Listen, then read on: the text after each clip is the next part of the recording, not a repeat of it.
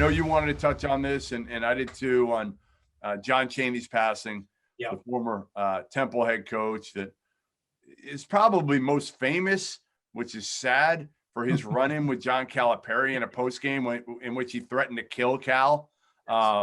Which were you there for that? No, I wasn't. But obviously highly interested because I was, we were all over UMass at the Boston Globe in those days. Yeah, back in 1995-96 when they went to the Final Four, and they did go despite what the vacated that you'll see in the book. They were there. I was there, and those fans were there. They were there. They were definitely there.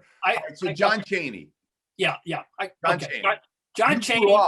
You grew up around Big Five basketball. John Chaney went to what, 5 Elite Eights? I mean, he was an institution at Temple. People forget. Young people don't realize Temple used to be really, really, really good. Number one with the Mark Macon team at one point that year.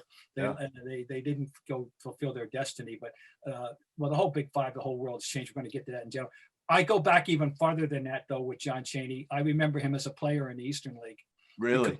I was in Eastern League City, Trenton, New Jersey in 1961. We got the relocated Easton Madisons, and we picked up a franchise in the Eastern League when it was the second best basketball league in the world, when the NBA rosters had 10 players, which means there were 80 players playing in the NBA, and the next best round of players were playing, riding buses and driving station wagons around such cities as Hazleton, Sunbury, Allentown, Camden, Trenton, Wilmington, et cetera.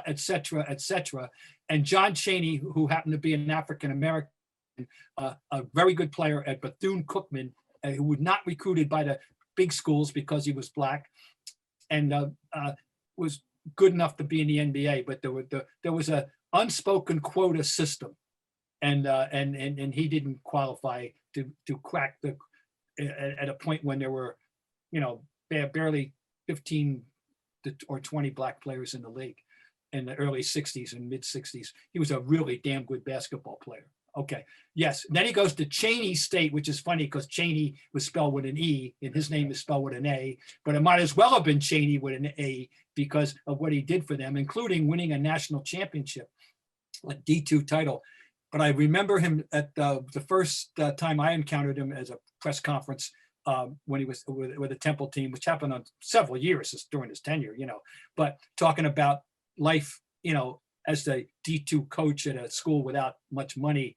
And one of the duties that he had, he drove the bus, maybe not all the time, but more than once, and his whole story. And, I can sum it up by saying, and it's same to Nolan Richardson and as all these great, wonderful black coaches, for the most part, they lived lives that no white writer will ever understand.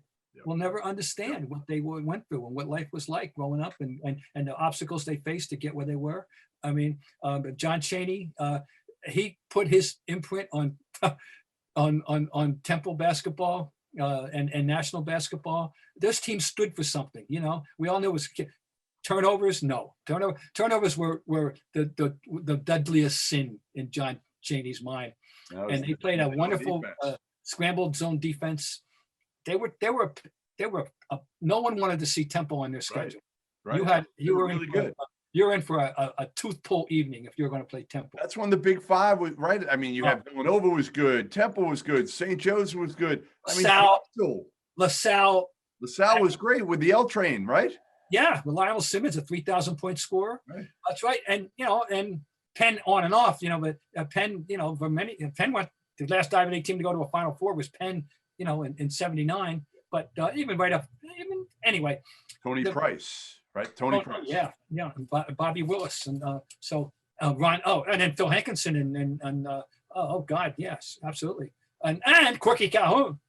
So they had some players. Yeah. Well, the Big Five, you can't explain it to someone who wasn't there. Because it's irrelevant now. Bob, nobody cares about Big Five. Like now, I know they all play each other still, but it's just Villanova going 4-0 every year. It's a shambles. It's not what it was at all. Should it be gone? Like, should they do away with the Big Five at this point? Because it is just all about Villanova just dominating right now. Well, the idea would be the better idea would be the others to build up, which is going to bring us to their arch rival and the plight there. And maybe nobody, I mean, but let's just talk about Villanova's arch rival is St. Joe's within the Big Five. And for decades, it was a wonderful battle, and it was a fair battle. What's happened in the recent years is, so appalling. St. Joe's is under the, Phil Martelli was ousted 2 years ago. Right, they were falling down, but he was ousted 2 years ago, and a new athletic director who does not know, according to my sources, remotely what she's doing, hired Billy Lang, and so far Billy Lang is as we speak, is 6-26, and they are 1-14 this year. It is appalling. They've been without their best player Ryan Daly for a lot of it. School with rich basketball tradition, and of course it hurts me a lot because I grew up as a Big Five person, was going back to 1952. But and then meanwhile, though, the flip side, I'm just going to give you, I know but the scope of it cannot be exaggerated. We know they're ranked number 3 at the moment, the Wildcats, right?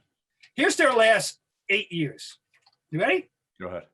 29-5, 33-3, 35-5, 32-4, 36-4, 26-10. Oh my God. How'd that happen? 24-7, and right now they're 11-1.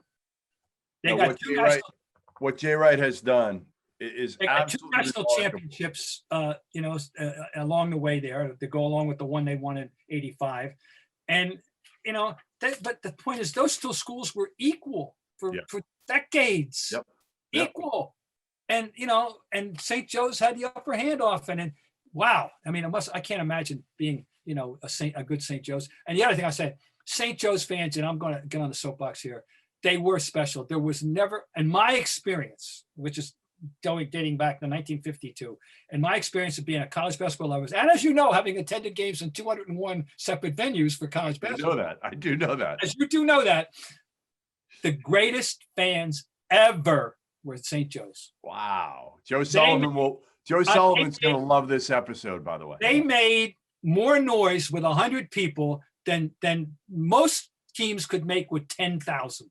They were the St. Joe's fans of the 50s with Dr. Jack, and the 60s and the 70s and 80s, the greatest collection of zealot, and of course, with the best mascot in all of college sports, the St. Joe Hawk, which is a scholarship position, I believe, once you get it.